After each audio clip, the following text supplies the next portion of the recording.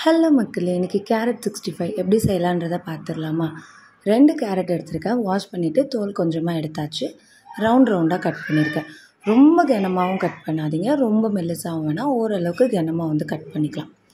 Cut பண்ண கேரட்டை நல்லா கொதிக்கிற தண்ணியில் ஒரு 10 நிமிஷம் பிளான்ச் பண்ணி எடுத்துக்க போகிறோம். ரொம்ப நேரம் வேக வைக்காதீங்க, சாஃப்ட் ஆகிடும். 10 நிமிஷம் நல்லா கொதித்ததுக்கப்புறம் இதை எடுத்து வடிகட்டி வச்சுக்க போகிறோம். வடிகட்டிட்டு தண்ணி இல்லாமல் ஒரு 10 நிமிஷம் அப்படியே விட்டுருங்க. ரொம்ப ஜாஸ்தியாக தண்ணி இருந்துச்சுன்னா உங்களுக்கு எண்ணெய் குடிக்கும், மசாலாஸும் ஜாஸ்தியாக போட வேண்டியதாக இருக்கும். ஒரு 10 நிமிஷம் விட்டதுக்கப்புறமா இதில் மசாலா எல்லாமே சேர்த்துக்க போகிறோம். காரத்துக்கு தனி மிளகாய்த்தூள் சேர்த்துருக்கேன்.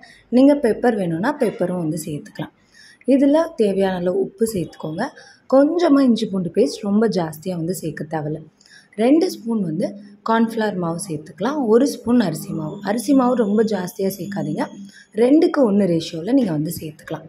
இதில் வேணும்னா கரம் மசாலா சேர்த்துக்கோங்க, இல்லைனா சிக்கன் மசாலா கூட சேர்த்துக்கலாம். இன்றைக்கி நான் அது ரெண்டுமே சேர்க்கலை. தண்ணி எதுவுமே முதல்ல சேர்த்துடாதீங்க.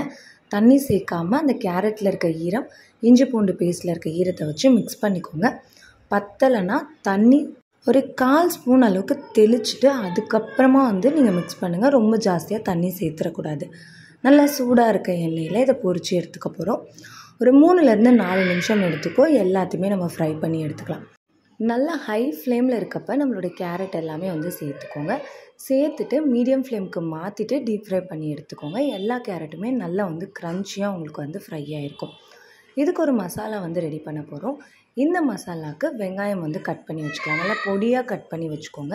இப்போ நம்மளோட கேரட் எல்லாமே நல்லா ஃப்ரை ஆகிடுச்சு. இதை இப்படியே சாப்பிட்றதுக்குமே டேஸ்டியாக இருக்கும். ஆனால் நம்ம மசாலாஸ் கொஞ்சம் சேர்க்க போகிறோம். வெங்காயம் நல்லா பொடியாக நறுக்கி வச்சதை எண்ணெயில் வதக்கிக்க போகிறோம். ரொம்ப ஜாஸ்தியாக எண்ணெய் சேர்க்காதீங்க, கம்மியான அளவு எண்ணெய் சேர்த்துக்கலாம். ஓரளவுக்கு இந்த வெங்காயம் வதங்கினதுக்கப்புறமா இதில் கருவேப்பிலை, பச்சை மிளகா வேணும்னா நீங்கள் பச்சை மிளகா சேர்த்துக்கலாம். குழந்தைங்களுக்கு கொடுக்குற மாதிரினா இப்போ இதில் பச்சை மிளகா சேர்க்க தேவை. இப்போ வெங்காயம் வதங்கினதுக்கப்புறமா இதில் டொமேட்டோ கெச்சப் சேர்த்துருக்கேன். கொஞ்சமாக, அதாவது ஒரே ஒரு ஸ்பூன் டொமேட்டோ கெச்சப் சேர்த்துருக்கேன். நீங்கள் ரொம்ப ஜாஸ்தியாக சேர்க்கக்கூடாது. இதில் நம்ம ஃப்ரை பண்ணி வச்சுருக்க கேரட்டுமே சேர்த்துக்கலாம். சேர்த்துட்டு கடைசியாக நல்லா பொடி பண்ணி வச்சுருக்க வேர்க்கடலையை ஒரே ஒரு ஸ்பூன் தூவிக்கோங்க. அங்கங்கே க்ரன்ச்சியாக கிடைக்கிறப்ப இன்னுமே டேஸ்ட்டாக இருக்கும். வேர்க்கடலையை சேர்த்துட்டு ஹை ஃப்ளேமில் ஒரே ஒரு தடவை நல்லா டாஸ் பண்ணிவிட்டு இதை இறக்குனிங்கன்னா ஒரு சூப்பரான கேரட் 65 ரெடி ஆகிடும். கண்டிப்பாக இந்த வெர்ஷனில் கேரட் 65 ட்ரை பண்ணி பாருங்கள். வீடியோ பிடிச்சிருக்குன்னு நினைக்கிறேன். வீடியோ பிடிச்சிருந்துச்சுன்னா லைக் பண்ணுங்கள், ஷேர் பண்ணுங்கள். மறக்காமல் நம்ம சேனலுக்கு சப்ஸ்கிரைப் பண்ணுங்கள். தேங்க்யூ.